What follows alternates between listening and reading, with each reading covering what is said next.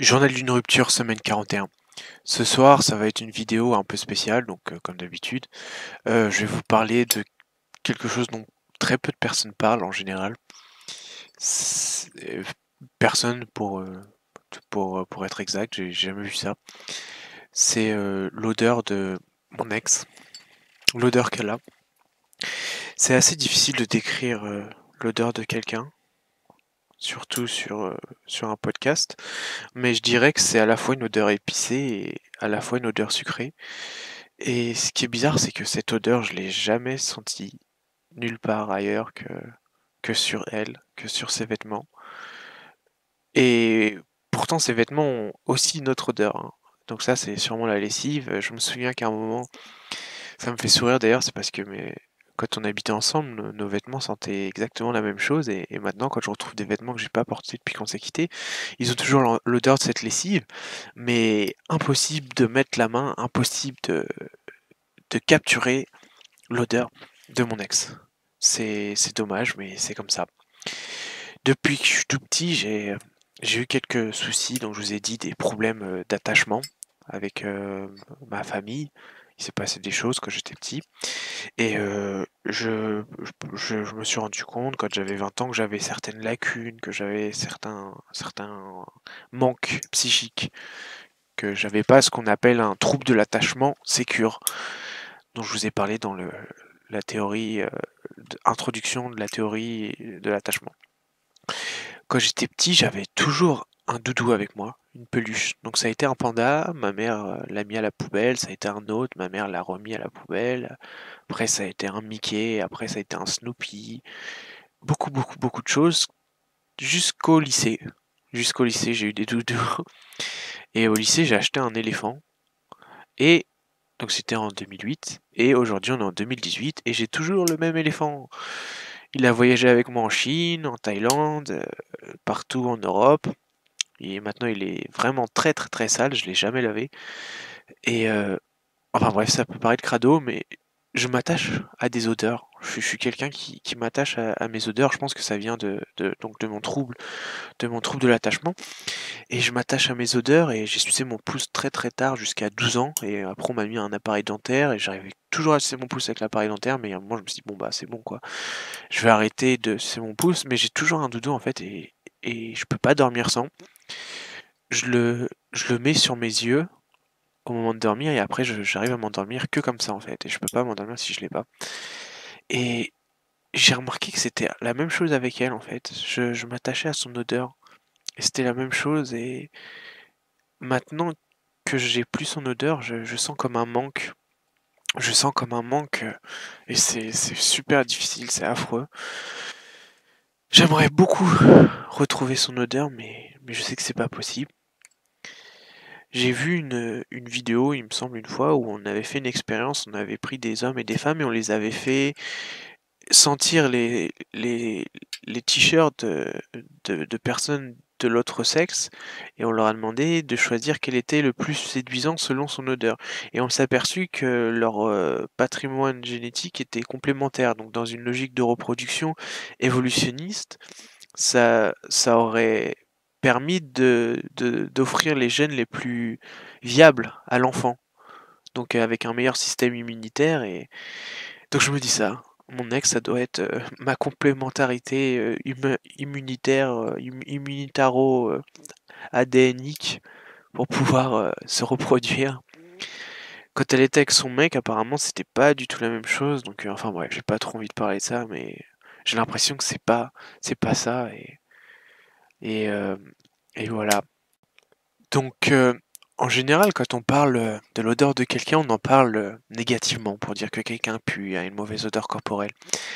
Et voilà, c'est pour ça qu'aujourd'hui je veux en parler et dire que bah voilà, moi mon ex avait pas une odeur bonne, avait pas une mauvaise odeur, mais elle avait son odeur à elle et putain, je suis tellement accro à cette odeur. Je donnerais n'importe quoi pour pouvoir la ressentir encore une fois. Donc j'avais l'impression que cette odeur, son odeur, m'appartenait, que c'était à elle, cette odeur que j'ai jamais sentie nulle part ailleurs, et j'avais l'impression que cette odeur m'appartenait jusqu'au moment où ou elle est partie tout simplement. Je vous ai dit que, donc je vous dis à chaque vidéo que je suis sûr, je crois dur comme fer qu'elle me recontactera et que peut-être on se reverra. Et j'appréhende vraiment, c'est le truc qui me fait le plus peur, c'est l'idée de la voir sans, sans que voilà, d'être confronté à cette odeur, quoi. Je m'en souviens la dernière fois que je l'ai vue, elle était là à quelques centimètres de moi, je pouvais l'embrasser, je l'ai serrée dans mes bras et je me souviens de cette odeur. Et là, de me retrouver confronté à cette odeur, encore une fois, ça va tellement être difficile parce que j'ai revu des ex, donc c'est pas l'ex avec un grand E, mais j'ai revu des ex avant. Et voilà, donc ouais, certaines avaient une odeur et d'autres en avaient pas. J'y reviendrai tout à l'heure. Mais ces ex avaient changé et c'était assez décevant en fait de voir comment elles avaient changé. Mais leur odeur était toujours la même et j'ai peur de ça en fait. J'ai peur de la voir et qu'elle aussi ait changé, que ça soit plus du tout la même. Et ça me fait... Ouais, j'appréhende vraiment qu'elle ait changé en mal et que... C'est pour ça que je me plais au fond de mon trou, que je me plais à rester célibataire. Si je pouvais appuyer sur un bouton puis jamais la revoir, je le ferais. Parce que c'est beaucoup plus confortable de rester dans la pureté de ses souvenirs, de la beauté. Pour moi, elle est immaculée, encore parfaite. C'est c'est une situation assez confortable en fait, paradoxalement. Même si au début on souffre et on est en pleine dépression, en dépendance affective, on sent que la douleur. Euh, je vous ai dit que je voyais quelqu'un, je voyais certaines personnes là, donc au début c'était comme une expérience pour voir si je pouvais aimer. Je me suis attaché à quelqu'un, mais je pense que ça va aller nulle part. Et j'ai vu une autre personne et cette personne n'a pas d'odeur. Je la sens pas. Euh, et je peux pas m'attacher à quelqu'un qui a aucune odeur en fait. Donc voilà, ça en est resté là. On, on se voit de temps en temps, on dort ensemble, tout ça, mais voilà, il n'y a pas d'attirance physique et je me vois aucunement être dans une relation amoureuse avec elle. Mais voilà, parce que j'aime toujours mon ex et voilà, ça me semble assez normal. Vous inquiétez pas, hein, la personne le sait, je suis assez franc avec elle et à vrai dire, je vous ai dit, elle est dans la même situation que moi avec son ex, donc on déprime ensemble.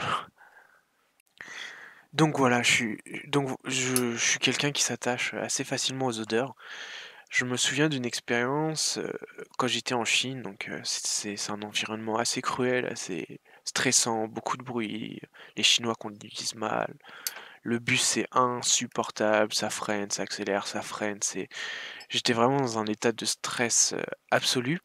Et donc je suis allé dans ce magasin japonais dont je vous parle à chaque fois, Muji, et je suis tombé sur un diffuseur d'huile essentielle, et ce diffuseur d'huile essentielle diffusait de la menthe, une odeur de menthe. Donc il y a deux types de menthe, il y a peppermint, menthe poivrée, et spearmint, je sais pas comment on dit en français, mais c'est une menthe toute douce en fait, c'est super sympa, et c'est la menthe quand vous mangez des chewing-gums Hollywood, c'est cette menthe toute douce, et ça m'a calmé, et donc je me suis acheté le diffuseur d'huile essentielle.